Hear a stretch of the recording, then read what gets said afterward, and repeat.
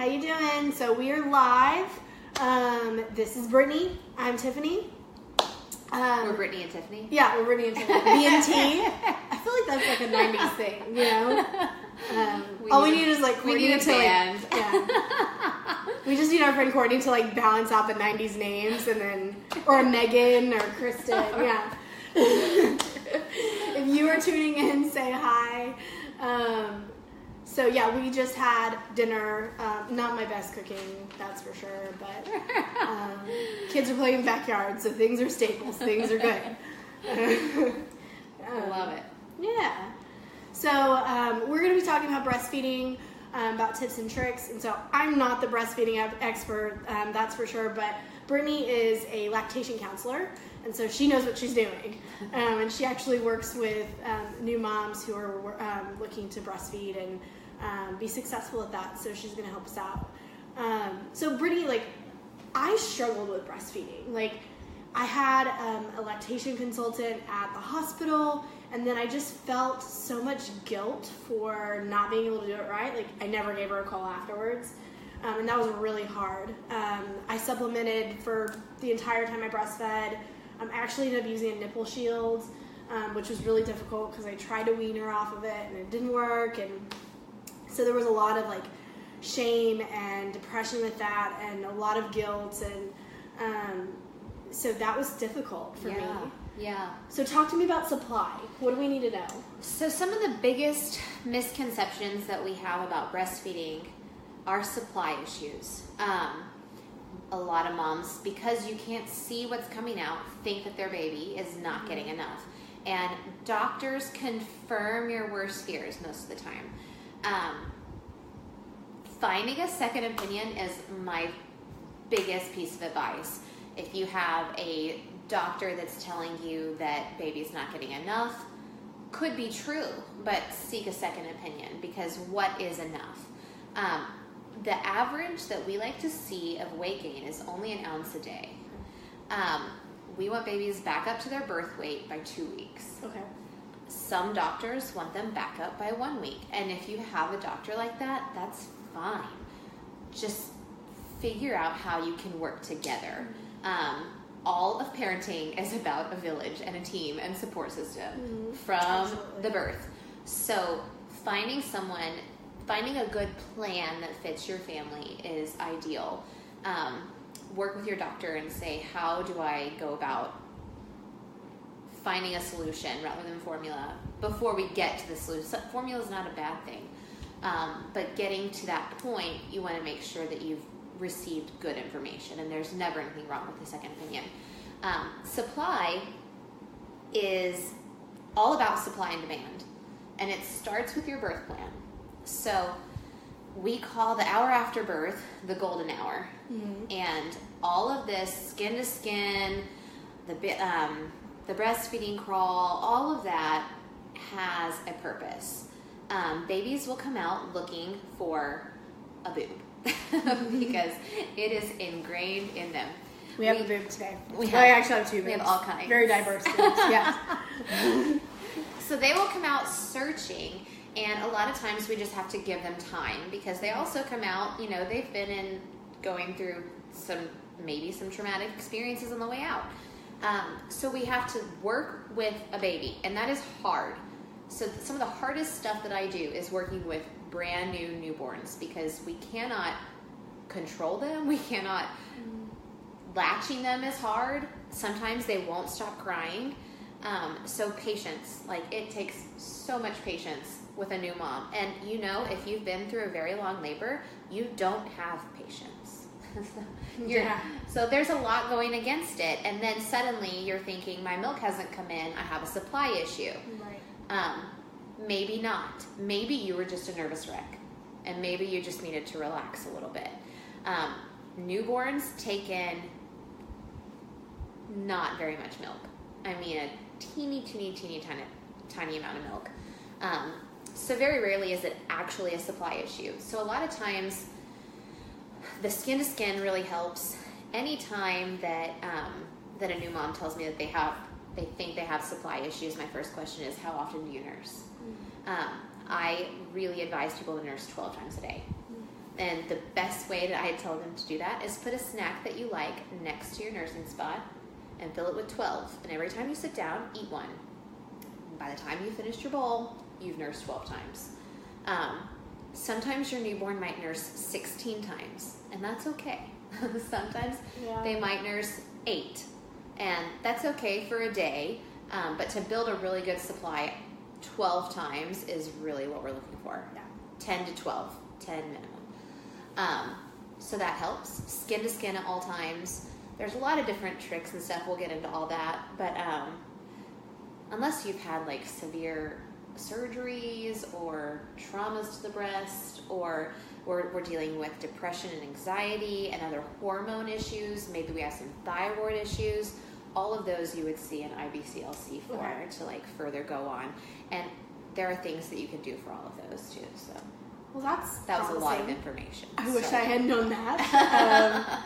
So kind of in backing up, so when we talk about supply, there's so many like myths and things that we can think of that we should have done differently, but then you get there, you've given birth, it's happening. So how can you incorporate that in your birth plan?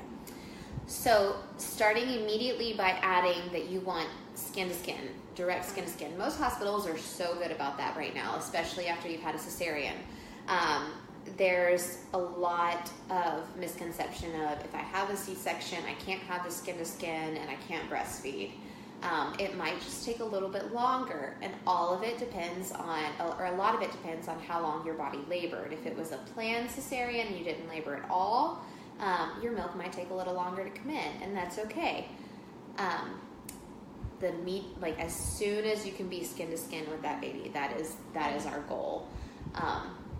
Or if you have a NICU baby, as soon as you can start expressing milk, the better. So especially with that, I really encourage like hand expression, and Google it. It's an amazing way to express milk. It actually gets more fat content in the milk than a pump. So if you're looking to like go back to work part-time and you don't really want a pump, or you just want to have milk for like the random date night, it's a really good way to do it. And you don't have to buy a pump. So yes, that skin to skin is really important in your birth plan. And then also having a doctor that is really pro breastfeeding is a really good thing to talk to your OB about. If your baby is undergoing like circumcision or anything when you're in the hospital, then you'll want to make sure that the lactation consultant comes by after that. And you can write all of that into your birth plan. And let your doctors know. That way they just get sleepy, and we want to be able to like help wake baby back up and get them back on the breast. Those first 24 hours are just crucial for your supply. If we don't establish a good, so it's all about it's really interesting. It's all about when the placenta detaches is when your hormones begin producing milk. So the way that happens is different in every labor, so that's why it's a different milk production, and everybody's hormone levels are different, and everybody's bodies are different. But working with that and knowing that it's all hormonal is why we focus so much on those 24 hours right after the placenta detaches. Wow, that's like really good information. It's really cool. I didn't know any of these things. Clearly, again, I'm not the breastfeeding expert, so that's awesome. So, basic moves. Girl, we got moves. Okay. I've got the boobs, so. We have boobs. Yeah. So a latch is, I don't like to manipulate a newborn's latch too much. Okay. Obviously, if it needs manipulating, then we manipulate it. But a newborn is learning. And the last thing a mother is going to hear is your 6 steps to a good latch. Yeah. They don't hear any of that. So the biggest things that I look for when I'm looking at a newborn, brand new baby latch is the positioning of the tummy to tummy. So we want baby's tummy to mommy's tummy, and the head. So, and one more thing, but I'll get into that. So we want the nose and the chin almost, if not touching the breast. Huh. So, Do you need me to demonstrate that? Because I feel like that's awkward. But... like an apple. So we'll just... So the motion that we use to get there for newborns is pretty instinctual. we manipulate it a little more as they gain more head control and as mom isn't so sore, especially if you've had a cesarean. Yeah. It's like totally invasive in your breastfeeding space, that cut. So we're really cautious about all of that. And the biggest thing is we just want baby on the breast. So we manipulate as we go, but these babies are brand new and it's hard. So making sure the nose and the chin are as close to the breast as possible. If not touching, they can breathe. I promise you they can breathe. It might not look like it. And the lips are flamed. So we want the lips to have a nice suction on that breast. Right. So if they're curved in and you've already tried taking baby off and putting them back on and they're still curved in, that's okay. Just take your finger and flip it out. Flip the lip out. Clean finger. But you can just fling it for them if they're having a hard time. Eventually they'll get that motion. It's just all mouth muscles. It takes time to develop all these things. And also the jaw motion. So new moms often have sore nipples. Like, comes with the game. It's like chafing. The worst. Totally. So we are taking a part of your body that's normally dry, and we are adding moisture to it 12 times a day with sucking. You are going to be sore. Pain is not normal. Okay. Soreness is common. That's good. If you're experiencing pain, there's something that's not proper. Not bad, just could use improvement. Okay. Or it could be like mastitis, where you're like super engorged, or like that kind of pain, right? Yes. Okay. So we have different levels of pain, and we'll get into all that in a minute. But soreness is normal because we're constantly irritating this very sensitive area. So if we watch for this jaw motion closer to the ear, so the bottom chin is obviously your chin's on the bottom. It's gonna be what's digging into the breast and what is actually pushing the nipple up into the mouth to get the milk out.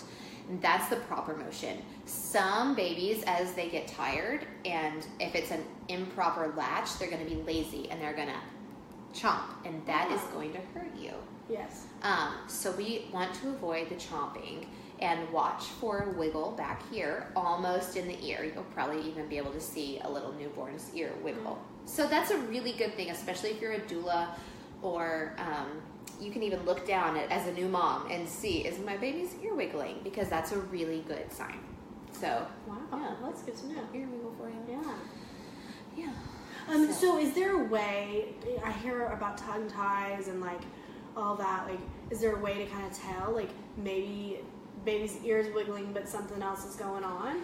Yeah, so a lot of times the irritations, like if we have really, really sore, we have that pain in the nipple and we're trying to figure out where that's coming from, or if we're having slow weight gain, or we're having a baby that's eating 20 times a day, every day.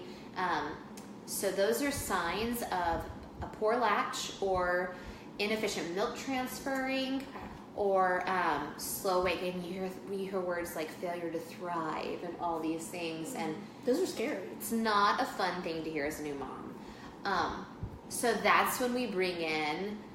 I'm a CLC. I'm a certified lactation counselor, and whenever I suspect a tongue tie, I always refer to an IBCLC because I don't diagnose those. What's the difference?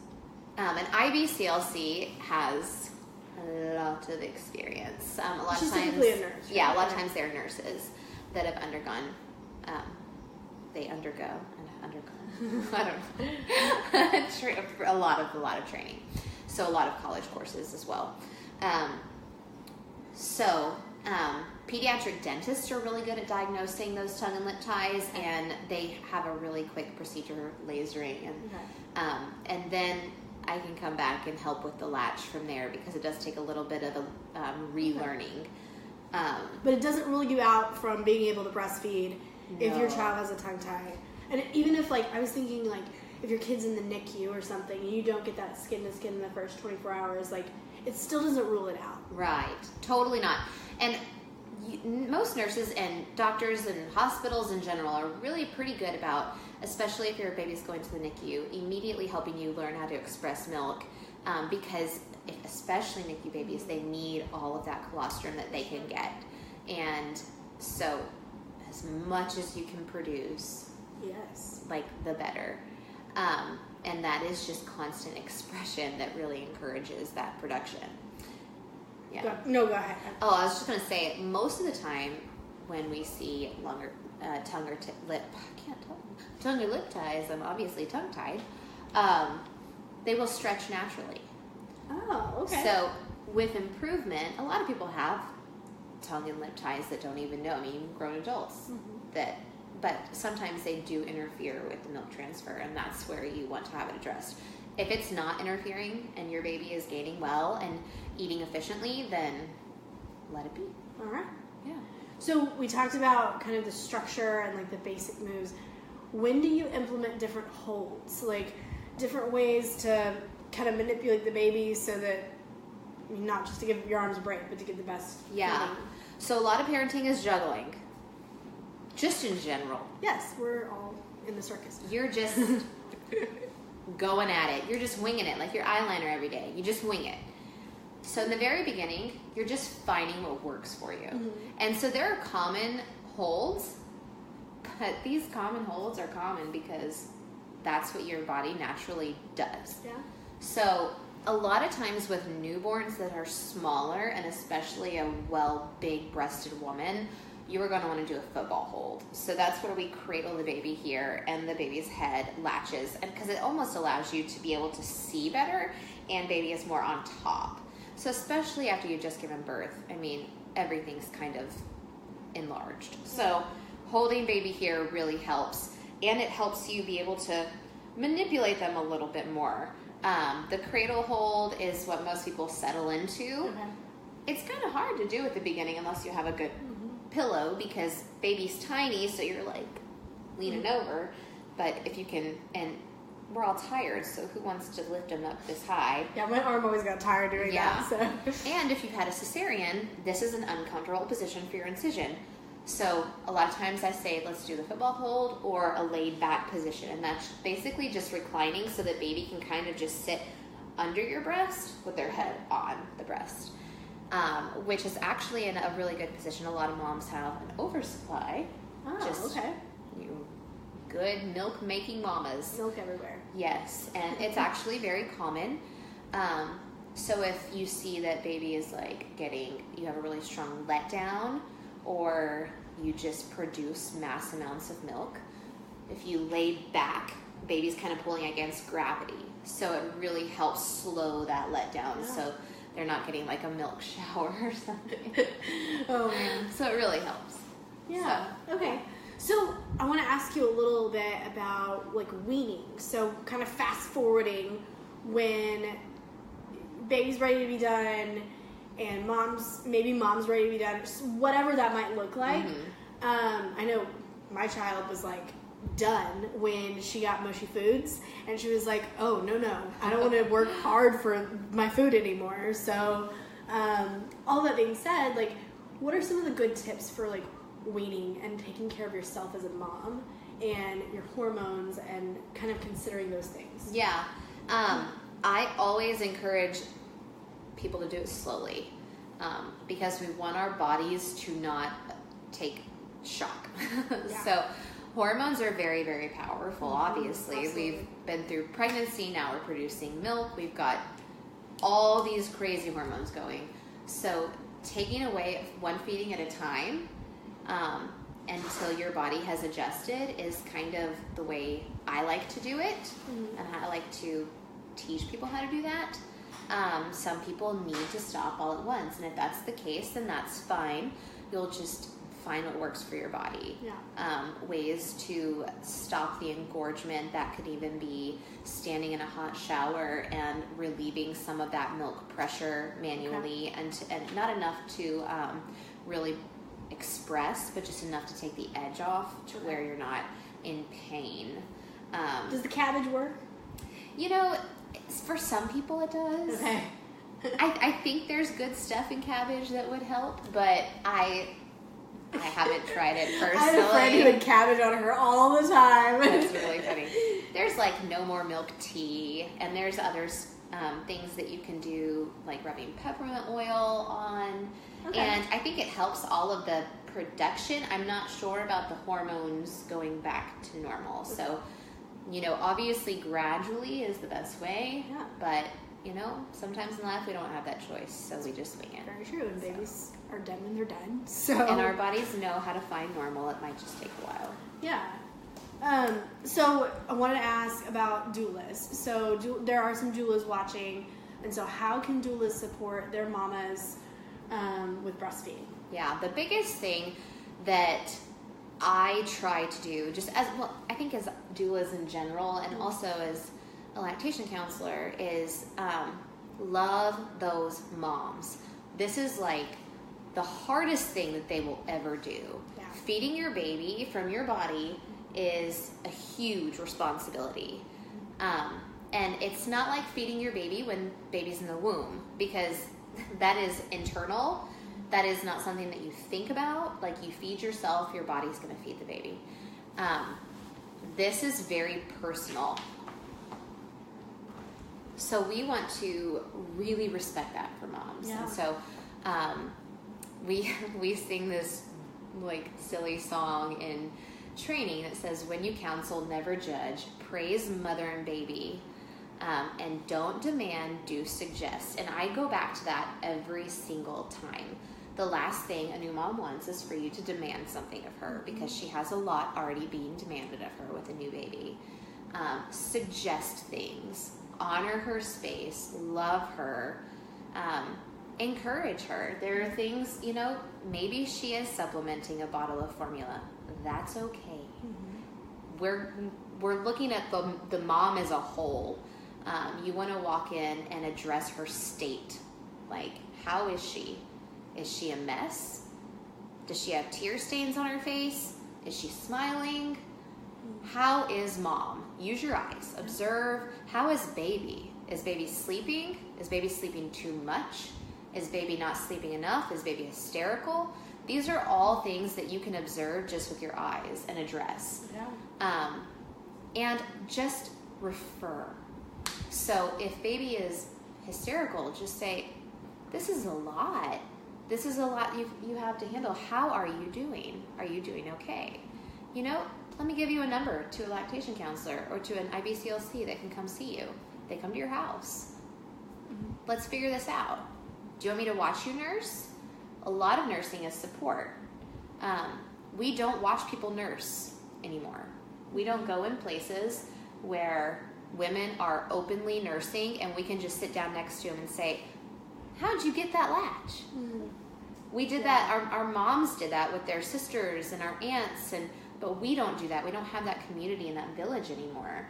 And that is a huge pillar in this breastfeeding house that we have to build. Yeah. And if we can offer that support to someone, you don't even have to have the knowledge other than that you breastfed a baby or that your sister breastfed a baby and this trick worked for her. Just be supportive. Yeah. There was something else I was going to say, but I don't know. And I think that it's important, you talked about the hormones and you talked about, our bodies finding the way to bring our hormones back in, but I'll be honest, like, I struggled. So when my kid was done, she was done, and there was no, like, weaning off of it. There was no take it slow. She was just over it. And so my hormones were definitely in disarray.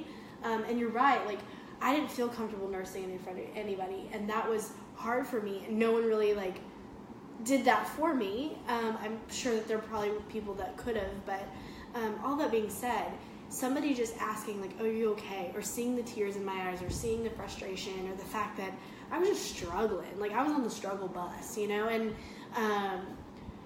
thinking about that, not just, like, a lactation counselor or IBCLC, but even I can be a resource. Like, it is emotionally exhausting when you don't feel successful at breastfeeding. Even if you are, there's this expectation, this view that it needs to go perfectly the right time, the first time, and from then on it needs to be a perfect supply, and that's it. And so there's so many emotions behind it, and there's so many things that go into it.